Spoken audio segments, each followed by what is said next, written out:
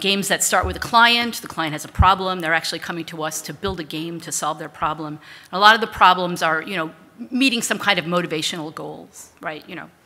Helping someone to learn something, selling things to people.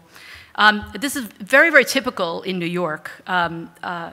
There's no, big hit-driven, big studio game design in New York at all. Like, once a year, a studio, of 100 people will form, do one console game, and fold. And meanwhile, there's lots of little studios, like the one I work for, these little tiny crafty mammals running around below the dinosaurs, that do a lot of games that are commissioned by the kind of businesses that rule New York.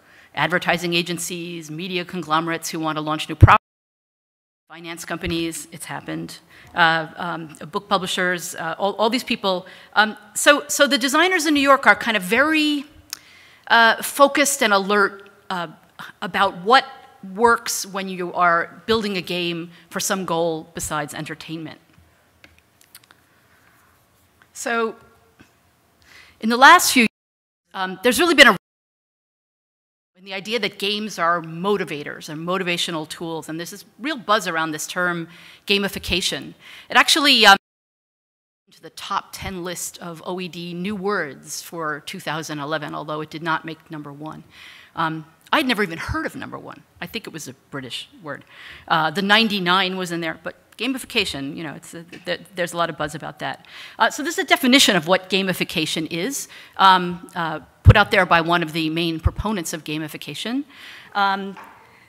It's kind of games, using game thinking and game mechanics to solve problems. The author of this definition and kind of one of the main forces in the gamification world believes that you can actually take games, subsystems of games, what he calls game mechanics, although I'm not sure I agree with the use of that word of game mechanics, but we'll get to that later. He believes you can take bits of games and build sort of standalone versions of them and layer them on top of contexts that are not games, and that they will still deliver their little motivational 1-2 punch, right? Systems, badges, achievements, virtual currency. The idea is that these can be put in web contexts, in communications and marketing contexts, kind of on their own. Hopefully, done well, but without full-on game, and that they still kind of somehow make people engage with your site as though they are playing a game. I don't think that he would object. I'm going to gamify my site by building a full-on game. There's nothing, nothing about this that making a real game. But the idea behind this is very fast and very cheaply, and essentially getting like a big hit for little effort. Games are expensive to make, and they're hard to do well. One reason for the buzz around gamification is the success of Foursquare. Are there Foursquare players here? Few. This is someone's real Foursquare page, although I blacked out their name and photograph. Some people have, privacy issues and things like that. Foursquare is a game-like activity that gives people points for going to real places that they would go to in their daily life. They're tracked by their GPS-enabled mobile phone, so it's kind of automatic. If you show up at one of these places, you essentially can check in, and the Foursquare database will log you as having been there. And for doing this, for checking in, you get points. You get a set of virtual rewards, like these cute little, adorable little badges there. You get some things that are, higher status. If you are the person who checks in the most at any particular participating location, you are publicly made the mayor of that location until someone knocks you off your perch, which will usually happen fast. Every once in a while, there's an freebie attached to being, a high achiever in Foursquare or being a mayor. But most of this is completely virtual. People are just doing this for glory, to show off to their friends, to see themselves, as mayor, to have people see their lovely badges on their page. Right? This is very much a, sort of virtual status activity. If you're a web designer or a web developer, it's very likely that sometime in the next year, if it hasn't happened already, you're going to sit in a meeting where someone says, let's gamify our enterprise. And most likely this is what they have in mind, right? That this is a very, very pervasive idea of what gamification is. It's, a very successful company, it's made a lot of money, it's made a lot of people happy, they have millions of players. And so, often people, this may be their only frame of reference on this kind of design, on gamified design. In addition to Foursquare, we have some very charismatic evangelizers who are always pushing for more use of games and game mechanics in their particular motivational context. Gabe Zuckerman, I mentioned. Gabe Zuckerman is a marketer, right? And he's very interested in encouraging people to use what he calls game mechanics, game subsystems, to sell things. And he thinks that they are effective at selling things because well, he certainly, he uses this word engagement a lot. He's even got like a way of measuring engagement as though it's like, your Q score or something like that. So games are engaging, and therefore, if people who are coming to visit your site, to engage with your brand, wherever your communications context is, they will spend more time there, they'll like you better, they might trust you more if you're sort of playing with them. Jane McGonigal, on the other hand, she's almost at the other end of the spectrum. Like, if he's the engaged user, she's the solve problems end of the spectrum by his definition. Jane McGonigal makes very unusual games that attempt to get players how to solve large-scale social problems. They don't actually solve the social problems, but they sort of brainstorm ideas for solving social problems.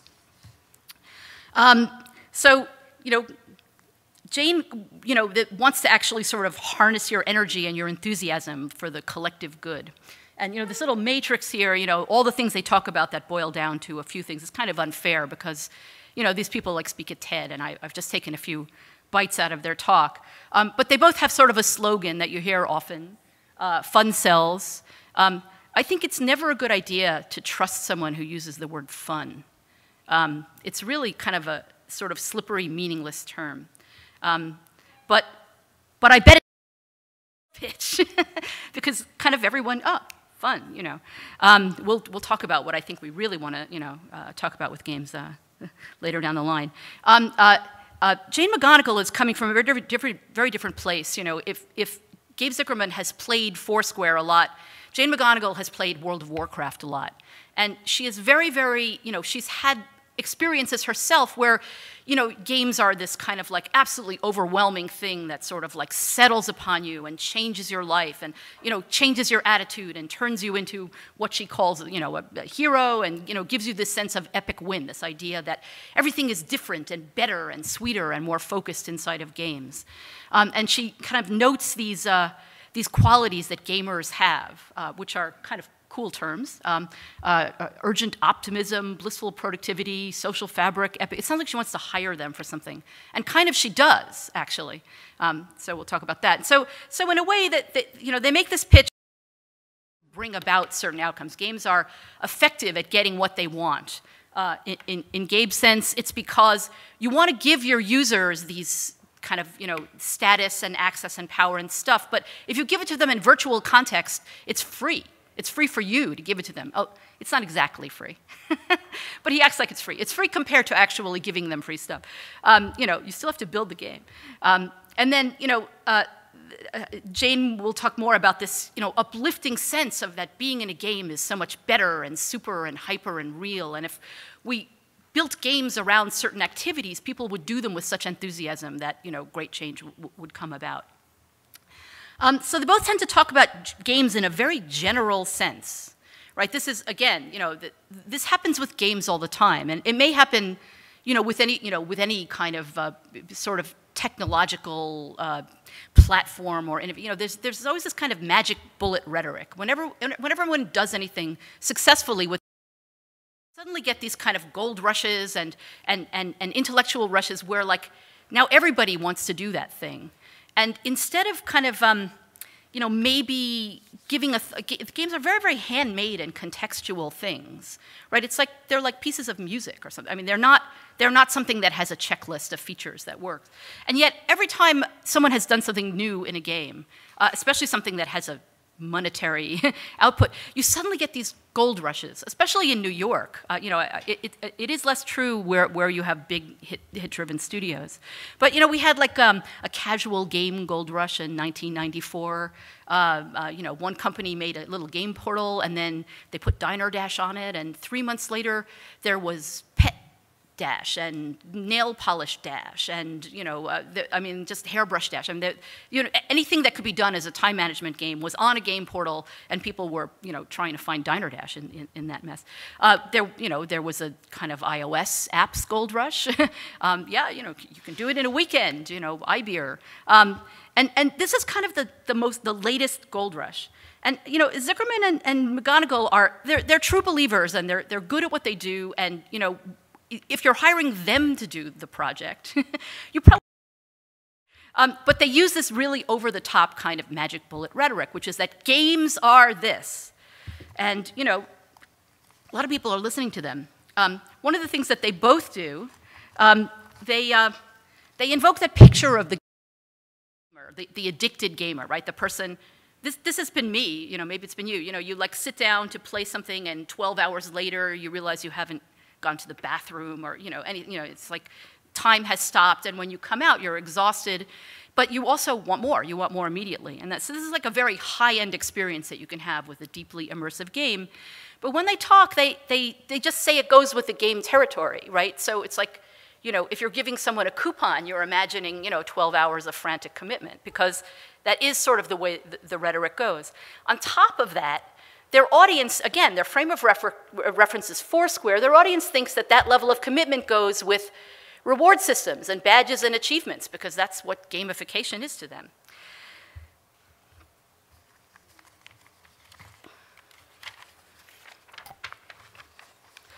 So the coveted level of commitment and focus isn't actually built into games at all. It's built into play. Okay? When people play games, the reason that they're disappearing for 12 hours and coming back exhausted is because it's play that has grabbed them that way. It is not part of the game form. It's part of the play impulse, which is a neurobiological thing. So play is really, it's older than games. It's older than people, right? Animals play. Cognitive scientists say that play is like an evolved behavior for experimental learning, right? This is like deeply hardwired into people. And it's actually kind of really important for species survival, and it's kind of important for our species survival, you know, which is why we certainly like, you know, make sure that kids, you know, go to preschool and, you know, have stimulation and things like that. I mean, we sort of understand at the kid level that play is kind of vital to our species.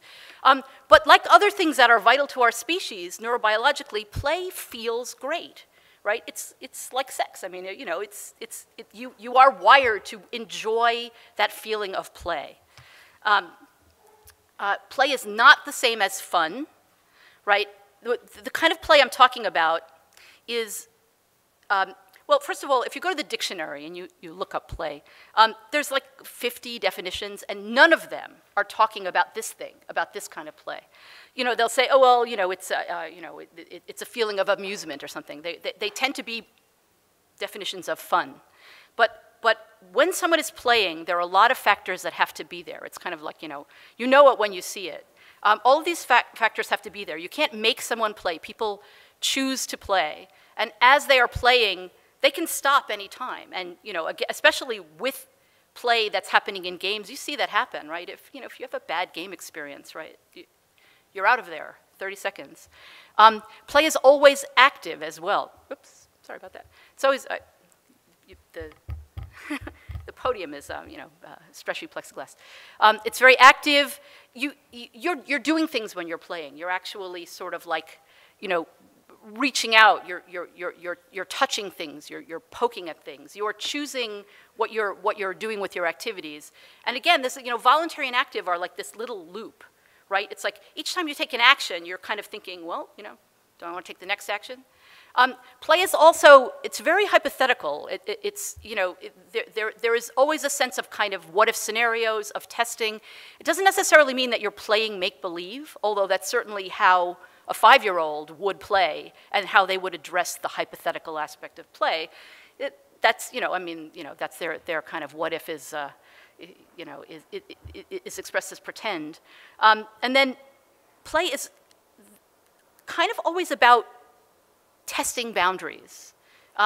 It's like an I mean, you know, there are some relationships with the kind of experiment you do in play and like real scientific method, right? I mean, there is a sense that you are forming a hypothesis, especially if you are playing within a game, right? You look at a challenge or a level or something you want to do, and you say, oh, I think I can do it like that. And you've never done it like that. You don't know that that's going to work. You may have done other things in the game that give you some kind of, you know, clue that that's going to work. You try it, and if you fail, you're going to revise your hypothesis. And especially in a single-player digital game, right, the game doesn't change, right? Only your actions change, so you can really test your hypothesis pretty finely. So, you know, if someone is really playing, you'll see all these factors at once. If a kid is playing, like if you think about kids playing doctor or something like that, in a kind of classic, you know, textbook play situation, that sort of people who wrote, you know, the anthropological studies of what play was, what they were actually observing when they did that, you can see that all those things are there, even the testing boundaries and conditions. The 20th century anthropologists who wrote those kind of things were almost always thinking about kids, right? In mid-war, you know, in post-war, you know, mid-20th century Western countries, play was the province of children. When I was a kid, you know, I don't know if this is your experience, people who are younger than me, my parents, the only play that they did was very, very organized and even kind of ritualized, right? I mean, they didn't belong to the, you know, the ladies' bridge club, but if you wanted to play with another adult, you made an appointment with them, and you like sat down in a very formal context, like with like regulated game activity, a chessboard or a deck of cards, and you played a, you know, well-defined game that you both knew the rules for, and, you know, it was for a specified amount of time, and then when it was over and you got up, you were then not playing, right? And this is kind of like very, very observable behavior. There were some people who participated in amateur team sports, maybe, who broke out of that a little bit. And there were people who had hobbies, who I would say that the people who had hobbies were playing, but they wouldn't have said that they were playing. Play was considered like something adults did to pass leisure time, right? That was very, very, very, very structured. If you think about, you know, what's going on now, this man on the left has just been given a Bluetooth keyboard for his iPhone. And he's never used one before, and he's seeing what it can do. And he's playing, right? He's like, let's see what it can do, right? You know, it's voluntary, it's active, it's hypothetical. It's like, well, you know, if I had this keyboard, I wouldn't have to use that stupid thing with the, you know, finger touching, and my fingers are too thick, and obviously it's very experimental. This is like, you know, suddenly people are playing with stuff. They're playing everywhere, they're playing, you know, every when. And the whole idea of play as a kind of sort of structured and boundaried activity for adults is really slipping away.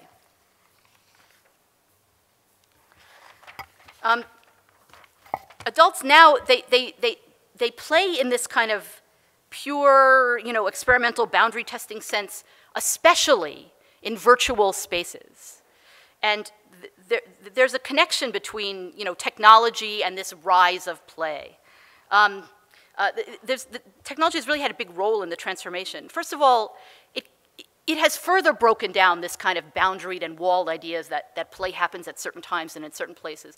If you have a computer on your desk and you're working, and you're using a spreadsheet, and maybe every few minutes you browse the web, and, you know, maybe you also have a casual game open and you play a level or two, and then you go back to browse the web, and then you do some work. It's like, you know, spatially and potentially, there's kind of there's a very, very thin membrane between all those activities. And you start playing with your spreadsheet, you know, you may start thinking about making your own game. I mean, browsing the web is back and forth between work and play all the time. And so, you know, just physically, technology has blurred these distinctions considerably.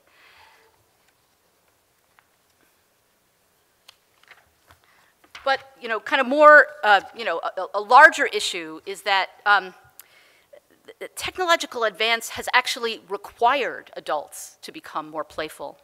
The computers have added a lot of complexity to our lives, and they also have helped us to see complexity that we couldn't see before, right? If you think about, you know, like, you know, mathematical ideas of chaos and things, the patterns that we couldn't see without like, heavy-duty computing power. Life gets more and more complex, and adults are suddenly, in relationship to information the way children used to be in relationship to the environment, right? They constantly need to learn new stuff.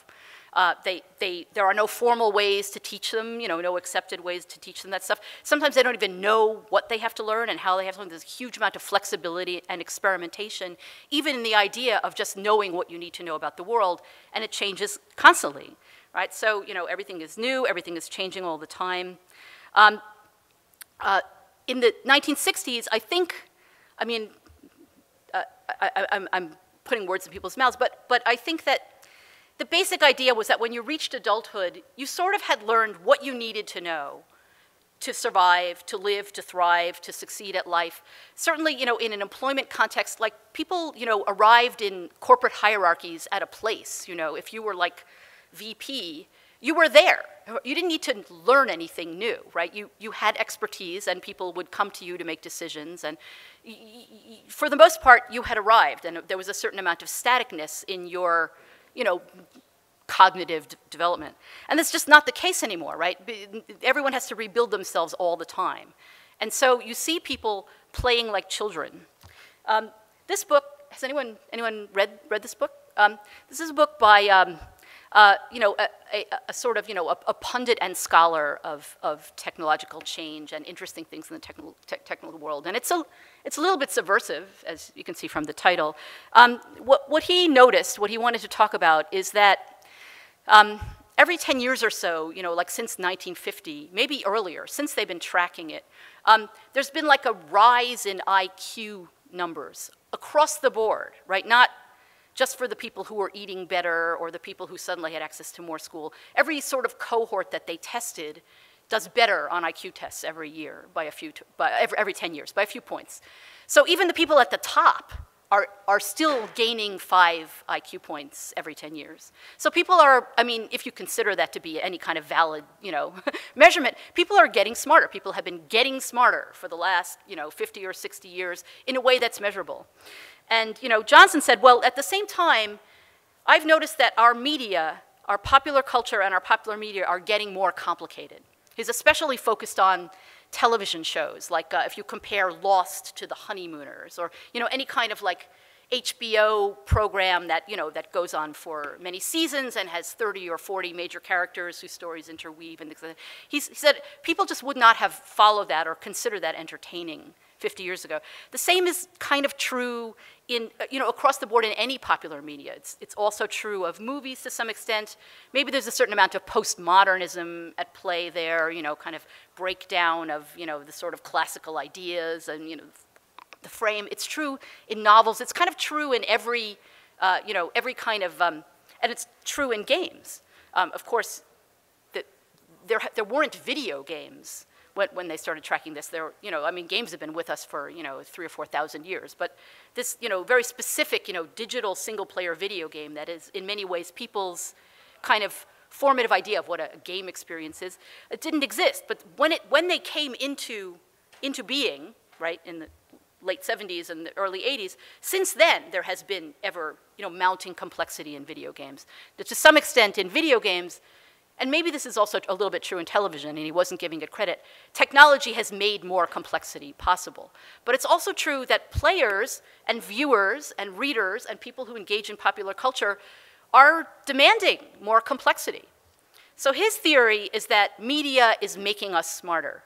I don't think that there's causation there. I think that there's correlation. And I think that's what's happening is that we are forced to become more adept with dealing with complexity. And we're moving away from maybe, dogmatic ways of trying to understand things that were too complex for us, things like good and evil, all those things kind of like fade into postmodernism as well. We are immersed in complexity, and we are more comfortable with complexity, and we also are looking for new ways to raise our comfort level with complexity even higher. So we are seeking opportunities to play.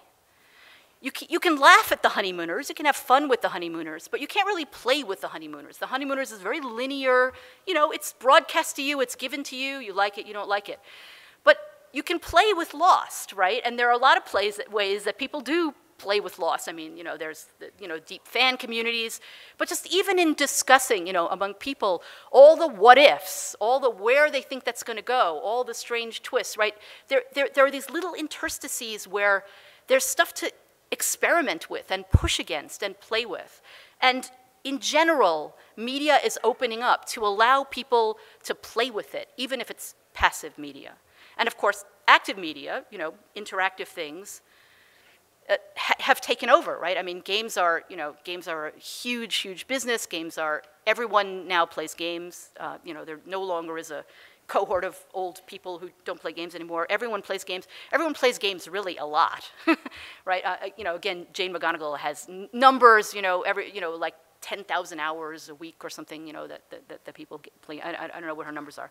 But games really very much have moved front and center into our idea of how we want to, you know, consume media, what we want to do for entertainment, what we want to do to play. And so, you know, this idea of, you know, people playing and people playing like children can't be separated from how you might engage with them as consumers, as buyers, as people who you want to establish relationships with, right? All those things that, you know, the marketers are talking about. So if you want to reach these people, if you want to engage with them deeply and meaningfully, you probably want to concentrate on systems that invite and encourage and channel play, not systems that reward people for activity, which don't necessarily invite and encourage and channel play. This is a game that was played in, I think it was Minneapolis, some North Midwestern city, that kind of overlaid a game layer on the city, right? Because they had these immense pieces that, you know, teams of people kind of had to move, they had to make moves in the city. The people actively playing the game were just sort of one, you know, I mean, everyone was kind of aware of this game, and, you know, see the, you know, kind of cool little, the bicyclists who aren't in the game, but they're certainly kind of, you know, involved in what's going on there. This is not a reward system, right? It's full of mystery, right? You don't know what you're getting here. There is sort of, you know, a lot of space, a lot of those interstices to move in and think, what does this mean? You know, what can I get out of this? Where's my place in this? There are many ways that people did and could play with this. And there's no reason that if you are going to attempt to gamify, if you're going to attempt to, you know, begin to think that your marketing and motivational conversations with people involve games, that they can't be this kind of conversation. Just, you know, people are just not talking about it. So how do you get people to play with you, right? That's our goal. How do we get them to play with me? Games and play, I mean, play is not games are not play, but games are in many ways like laboratories that kind of let you kind of capture and study play, because they are these structures, these, you know, artifacts and you know, human-created structures that play happens within. And play does not need a structure like that. I mean, the guy who was playing with eBay back there that you saw, I mean, eBay is a structure like that, although it is not a structure that is intended, you know, to be played with. You know, I think that the person selling their grandmother on eBay saw that structure as, you know, as a play space. Games advertise and, you know, tell you right out front that they are presenting you with a play space, and you're actually kind of making a decision, you know, sort of a transactional decision to step into the game and say, I am now playing this game, you know, before I was outside and now I'm inside. So it's, you know, if you want to learn how to get people to play, the way games get people to play is a good start. So, you know, I found a couple of, you know, definitions created by, you know, scholarly game designers who, you know, write books about what game design is about. You know, some of the people who other game designers would most like to emulate. And these are their definitions of play. And, you know, when you read their definitions of play, you can kind of sense that they're halfway, as they're defining play, they're halfway to imagining the game that they're seeing the play through, right? The dangling objects for you to manipulate, in a way that you're so curious about what happens, right? You already begin to see a structure emerge. And the second one, the play is free movement within a more rigid structure, that one is like really out there. That's that same frustration with the dictionary definitions of play attacked in a very different way, which is to find the mechanical engineering definition of play and say, that most fits what I'm talking about. So he's talking about like the kind of play in a steering column, right? You can turn it so far before it engages the axle. There's a little bit of like, sort of free motion before you actually start moving the car with your turn. That is actually a very useful kind of metaphorical way to think about play within a game, because games are very highly designed structures that contain play, but their design process involves responding to the play that is bubbling up, within them as they proceed, as they get closer to being well designed. Which is why, I'm a little saying that anything goes with this territory that isn't this territory.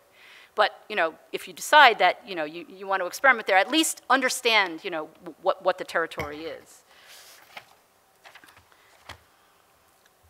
So that same book, the same book that doesn't want to define play as amusement, but instead wants to define it as a steering column, they also like set about, to try and define games. And that takes them like a chapter. They, ask 20 people, 20 big game designers, what's in a game, what is a game, and what needs to be in a game? And nobody gives the same answer. But it sort of boils down to this.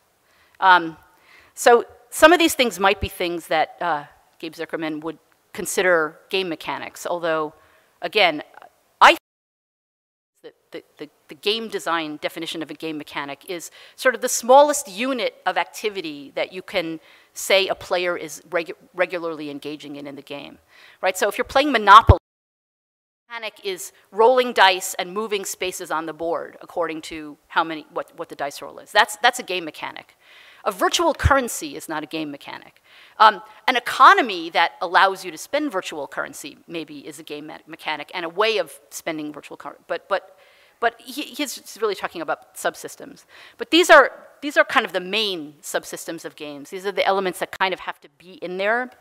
But something that I think is kind of unique to the way games structure and channel and hold play is that all of these systems are in balance with each other and make each other visible.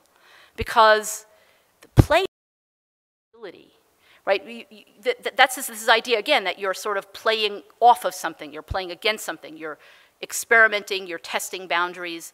The boundaries that you're testing are not these things individually. They're the way these things work together.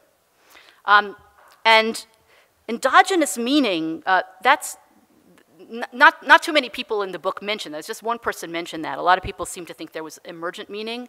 But it's so useful to talk about in a context where people are thinking of using game subsystems by themselves. Endogenous means from the inside, right? A game is a closed system, and the meaning inside the game is usually specific to the game. And it might be an item that outside in the world has a very different meaning. Or it might be a game piece that comes from the game that still, when you're not playing the game, has a different meaning. Like a chess piece just sitting on a chessboard or on a newspaper article saying it's Chess Weekly or something like that. That is a very different meaning than the chess piece that is actually in the middle of a game where it is located on the chessboard and what it can do are all of its meaning, not the fact that it represents chess. So the endogenous meaning of the chess piece within the game is very, very key to playing chess. It's not, about the piece as a signifier. And there's, a really, sort of a good example of this that kind of shows how game systems really all have to work together.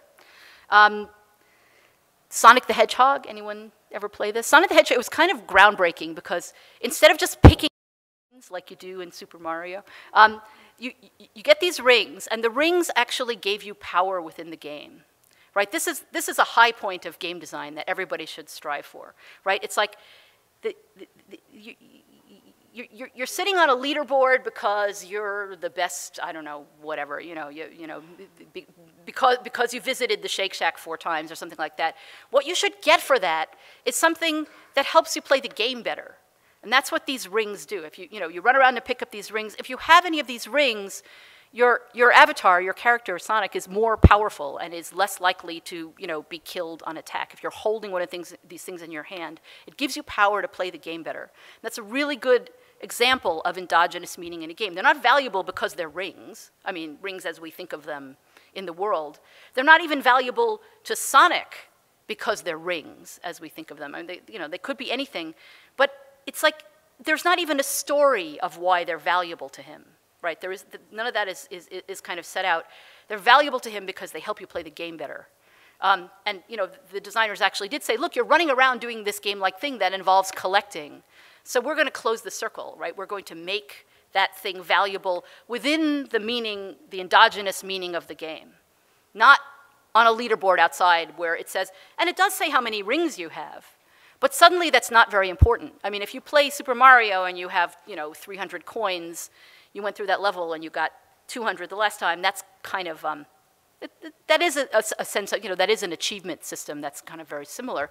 But these rings, that's a different story because suddenly how many of them you have is kind of like, you're not counting anymore. You have rings, So it's a very, powerful example of endogenous meaning, but it's also cool to see that the rings really only have that endogenous meaning because of the rules and the conflict and the disequilibrial outcome, right? Because you're only in need of that kind of power because of these other forces in the system that interact, that bring about the kind of challenge and conflict that you have in the game.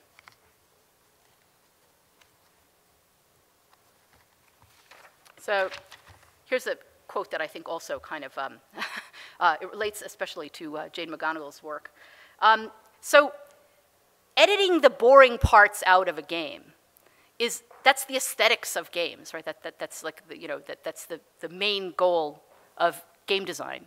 And it usually involves bringing all of those systems, these guys, they have to be in some kind of balance, right? Because, if one thing is not in balance, if they're not interacting in a way that's making everything else visible, you won't even know what you can or can't do. So gamification, in many ways, what gamifiers are saying is we can, outsource some of that editing to the real world, right? We're going to actually, in layering some aspects of a game on the real world, the real world is making some editing demands on us, right? The real world might be, might be stating what the problem is, what the source of conflict is. The real world might be stating what the disequilibrial outcome is. The real world might even be like giving you some of the rules or the tokens. So when you cede that control, when you're not, when you're not making this absolutely, balanced, rigid, formal system, what happens? This is kind of an unknown. But these are some potential places where I think this is going, right? First of all, you get games that are a lot like work. And that's not necessarily a bad thing. I mean, there are people who actually treasure the fact that Farmville is a lot like work. Not that it is a simulation of farming, but that it isn't really a voluntary relationship with play anymore. I mean, if you play Farmville seriously, if you pick it up more than once and you're going to come back and you're going to actually harvest your crops, you have an obligation. You have to show up at certain times, or else you will lose all of your sunk costs, right? So there's like a virtually economic obligation that is not unlike having to go to your job, or else you'll be fired, right? And there are people out there who think that that's the best thing about Farmville. And in some ways, what Farmville outsourced was the audience. That in actually saying this is a game for people who don't want to play games. This is a game for people who don't play other games. They actually found a group of people who are not prepared to sign on for that 12 hours of exhaustion and elation, and instead are saying, I like the fact that you're telling me 15 minutes after I started this game that I have to stop for today. because I'm busy, usually. And then, a lot of them not only are busy, but they're, middle-aged moms who probably think that the fact that it's only going to last 15 minutes is like a certificate to spend leisure time, right? That otherwise there would be so much guilt involved in playing a game, and the fact that the game is kind of a time management exercise also. It's like I'm taking my life and I'm just picking it up and moving it over this one little fantasy step, and I'm relaxing a little bit, it's over in 15 minutes, and then I go back to my life. Plus I have something to do in Facebook. So there are games out there, is the favorite example, that some aspects or many aspects of them are very like work, but I think that the people who are engaging in the work are being compensated in coin that is meaningful and matters to them, right? They're getting what they want out of it. They're being paid. Another thing that you're going to see are games that are also very much like work, that are a lot less successful as games, right? That are really not playful at all. But again, for people who are interested in it, the compensation is there, but it's coming from a very different place. This is a game by Jane McGonigal. Has anyone ever played this or heard of this? So this is a game the goal of this game are to solve pressing, slightly, 2 or 3 years in the future, crisis level social problems, like food security for the human race, right? Certain kinds of, information crisis that can happen, environmental catastrophe. And this game it's a gamified forum, right? It's the people who are playing this game, what they're doing, the thing that they're doing from minute to minute is writing. They're brainstorming, not with other people, like they're brainstorming, they're thinking up ideas, and they're writing them, and they're publishing them. And they get comments and input from other people. And the structure in which they do this kind of brainstorming is very gamified. Their challenges are given to you through comic books, things that look like comic books, things that make your participation, again, seem, heroic isn't the word I'd use, but seem mediaized in a way, right? Like you fit into that kind of like dark comic book world. But all of the activity is on the player's side, in the player's head. Almost like a book, work of fiction. And the game, I feel like, if you're making the claim that you're playing a game about solving problems, what's missing is that you can't test your hypothesis. You're not testing any boundaries, and you're not, I guess you are generating what-if scenarios, but they sit there on the page, and they are, people say, oh, cool, you did that, right? So literally, you are being given checkboxes for having achieved the goal of putting out, version 1 of a theory. But the game doesn't let you test it, possibly because it's dangerous to, again, this was a game for a client. I don't know that they were willing to sign on for the idea that people were allowed to poke the world at this level and actually see change. But it might have been nice, perhaps, if some of these little hypotheses, if the system responded to them the way a game does, right? If you jump on a platform in Super Mario, your action gets an immediate input from the game, which, if nothing else, shows you on that new platform, whether you've picked up a coin or something like that. This doesn't have that. And yet, the people who wanted to brainstorm these problems, which is not a large group of people, but a very dedicated group of people, I do believe that they very much appreciated the gamification aspects of this, if nothing else because it structured a community interaction with other people who wanted to do that. Okay. The last thing that I think we'll see more of is finding playful systems that are already out there and making them visible via game mechanics and game rules. So this is Foursquare again. And I think that the reason Foursquare worked is not because people are dying to be rewarded with little badges, but because this is a game that they were sort of already playing, or at least a way that they often were.